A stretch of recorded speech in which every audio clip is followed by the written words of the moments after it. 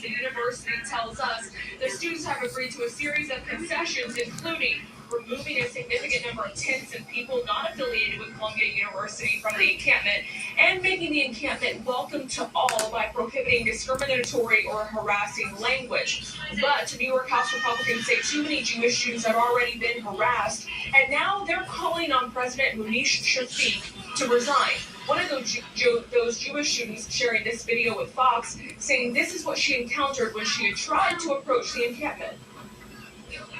So that we can start to push them out of the camp. As this encampment continues, Republican Congresswoman Elise Stefanik is also now calling on the Biden administration to revoke federal funding for Columbia and student visas for any international students involved in the ongoing protest. Meanwhile, people are trying to trace the money trail behind this wave of demonstrations, not just at Columbia, but across the country. What we found was that there was an organization, an umbrella organization known as AMP, American Muslims for Palestine. They were previously based in Chicago, now based here in Falls Church, Virginia. They are the ones that created this network to begin with. It started with just a handful of campuses. There's now 200 campuses that have SJP. And more than 200 pro-Palestinian demonstrators were reportedly arrested outside of Senator Chuck Schumer's home last night. When asked about those protesters, he referred Fox News to an earlier statement where he condemned anti-Semitism on campus. Back to you guys. CB, what I don't get is what are they negotiating? I mean, are they going to divest because these students having a temper tantrum? What are they negotiating? I don't understand what's on the table that the administration of Columbia might do or acquiesce to. Do you know? Yeah, well, Brian, the student activists say they're steadfast in their demands, and the biggest one that they're calling for is that they want the university to divest from any weapons manufacturers who are tied to Israel, and they're pledging to remain on that lawn until they get that request, until the university commits to that. Whether Columbia will do so has yet to be seen, but they're saying they're not moving.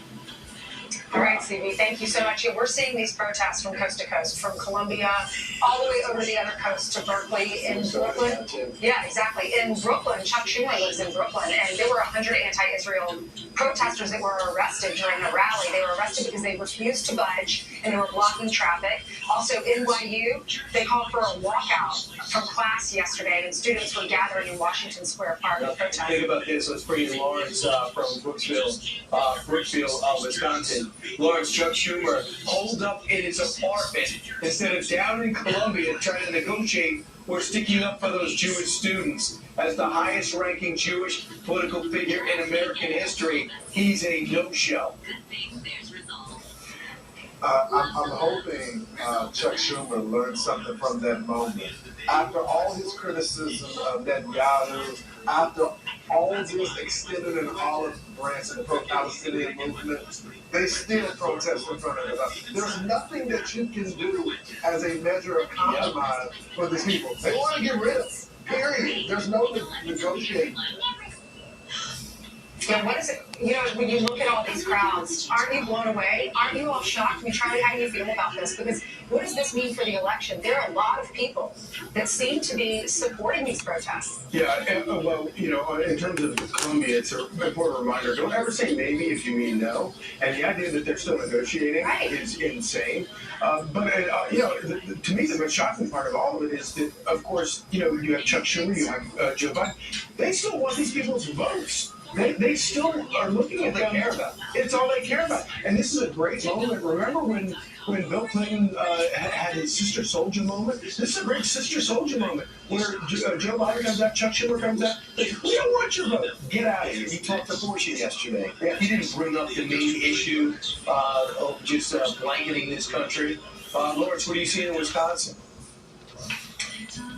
Well, you know, Bryce, when October 7th first happened, I was going to all these campuses asking these young people, you know, do you condemn what happened? Do you understand what happened? And a lot of them denied what happened there. Well, we scaled back our coverage on it because they have all these group chats, and then they know who you are, and then they have these event organizers that refuse to talk to you. Then they tell all the other students, don't talk to the press, don't talk to the press. Well, we were in Wisconsin, and we found a university that was hosting this sale, this pro-Palestinian sale, to send money to Gaza. You wouldn't be surprised what some of these young people say. Let's watch it. We're here to really advocate for Palestinians, for Gaza. We're advocating, honestly, for just humanity. There's also a lot more casualty on the Palestinian side than there is on the Israeli side. And I'm not trying to, compare the sides, but a lot of people are like, oh my god, October 7th. But, no, this is from 1948. If you really look at what's going on in Gaza, you can see it's just really inhumane. People are saying, well, but what about the Jewish community that is under attack as well? The women that were raped, the kids that were put into ovens. Wait, I thought that was UN came out with a report. That was denied. Was that not denied? I believe it was. It actually happened. I believe it was. I thought it was. And I talked with some of the I don't know the resources. But like I said, we're not here to condone anybody. We're not here for violence at all. Do you feel like that you can separate the two and you say, hey, let's just talk about the humanitarian aspect of it without talking about the larger conversation of Hamas using the people that you care about, I care about, as human shields? Does that concern you? It does concern me. It does. It's actually really unfortunate. We're not, we don't look highly at them at all. Because you gotta understand, you're all talking about Hamas, we're talking about the civilians. That's where it started. But we're talking about right now. Let me tell you something, guys. If we came to meet at a common ground that women were raped and children were put into ovens in Israel. Well, they need to see the video, Lawrence. We can have a conversation. They need to see the video. This video of this. Does the whole country need to see it? They're denying that it happened. They're saying that it was propaganda. And this is the same thing that we experienced when I went to the campuses after October 7th, is that they're under this impression that this does not happen. Then I said, listen, if you guys care about the people on the ground so much, why not take on Hamas? Well, they should release the hostages on their side. I go, well, what are you talking about? Hostages in Israel? You mean the people that are part of a terror organization that have been convicted? You want us to release them? You're putting them on the same scale Well, several of the things. innocent civilians? If you're paying to go to college, you should be able to go to college and feel safe on campus. And if you're going to protest, you need to know what this protest is about. Yesterday, Sarah Carter was on Sean Hannity's show last night, and I was watching it, and she went into the protesters and said, you keep yelling from the river to the sea. Which river? Which sea? And the girl couldn't answer. Sarah had to tell her. And then someone else was in the crowd denying everything that happened in Israel. We all did see the video. At Fox, we had the opportunity. The Israeli government came in and showed us the video of Hamas with their body cameras on and going into people's houses, innocent houses, killing the parents in front of the kids. There's that one video that I can't get out of my mind of the little boys covered in blood. Their dad is dead. The mom comes home from work. And they killed the dad right in front. He ran into the shelter, and there was a bomb. They threw a bomb in there, a grenade in there, and he was killed in front of his two kids. It's not a bad thing for children to have emotional responses to things and to be, operating off of emotion. The problem is that they're at a university where they're supposed to be taught humanity, supposed to be taught history, and they're not taught these things. So they're completely fueled by emotion, and they have no idea what they're talking about. Infiltrated. And then you wind up in league with a terrorist organization, supporting a terrorist organization. Right. We know also on campus, these kids are not college kids. A lot of them have phony student IDs. They're sitting there in their late 20s, and they've taken over the campus, and people are financing all of it. We saw a walkout yesterday at NYU downtown, and we see the faculty now involved in it. Think about that, locking arms to protect the crazy students, and if you're a member of the faculty. But not letting the Jewish professor on Columbia campus get in. They took his key card and revoked it. It's incredible. Meanwhile, what does it mean? Go ahead. No, real quickly, Brian. I think it's also important that you have the FBI director who just did an interview yesterday talking about an attack on the homeland with ISIS. Okay, some of the propaganda that they subscribe to is the same propaganda of ISIS-K. So I mean, we talk about them coming across the border and coming, like they did in 9/11 on some plane or something like that. But the ideology that these young people are now subscribing to, they don't need to fly in. It's coming They from have homegrown people that believe internally now. right. Also, it's coming from TikTok. And I think that this administration cares more about their election. Joe Biden had a chance to address it yesterday in Tampa. He's talking about abortion and pretending he's a truck driver again. Meanwhile, look at Wisconsin. It is basically a dead heat.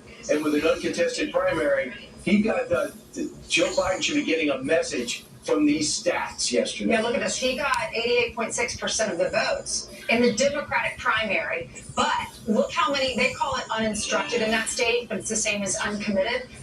8.3% not voting for him because of where he stands. This is an incumbent sitting president losing 8.3% of the vote, which is extraordinary. Lawrence? Yeah, but it goes to the point why. Is the president willing to lose them based on doing the right thing with Israel? I mean, Brian has made this point several times. The people that are voting uncommitted, that want to stand with the Palestinian cause, it's not like they're going to get a pro-Palestinian Donald Trump. Okay, he's going to take it to the next level. So, I mean, this idea that the president is now making foreign policy based on this small segment of the population that believe that we shouldn't stand with our most trusted ally, that he wants to stand with children that are saying that October 7th didn't happen. I mean, we need a strong president that's going to say, I may lose some votes, but it's the right thing to do. Meanwhile, he's holding them back from finishing off Hamas right now in Rafah, and he also is going to sanction a unit of the IDF because he says they're in humanitarian behavior in Gaza.